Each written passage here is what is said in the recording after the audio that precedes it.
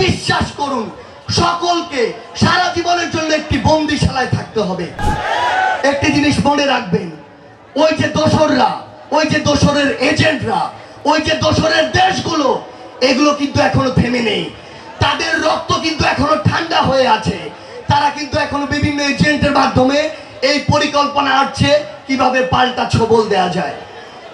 আমাদের ছোট ছোট স্বার্থ, আমাদের ছোট ছোট রাজনৈতিক উদ্দেশ্য, এই বিষয়গুলোকে অনুরোধ করছি এক পাশে রাখবেন।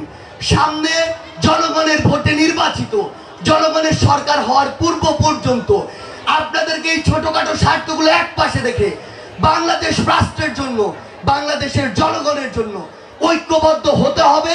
এবং এই ঐক্যবদ্ধ হওয়ার কোনো বিকল্প নেই।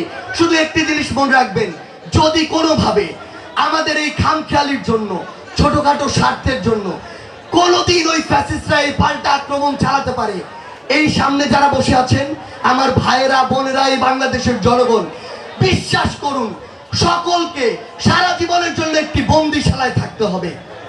আমরা এই বন্দিশালায় আর থাকতে চাই না।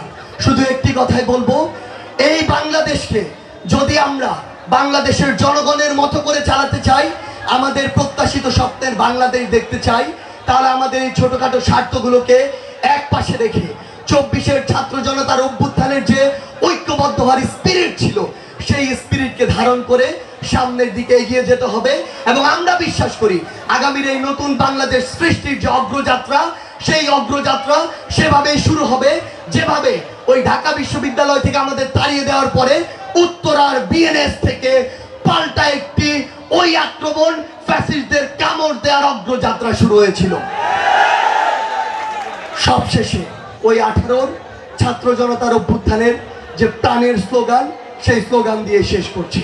সবাইকে একসাথে বলতে হবে, এই কোটা না মেধা,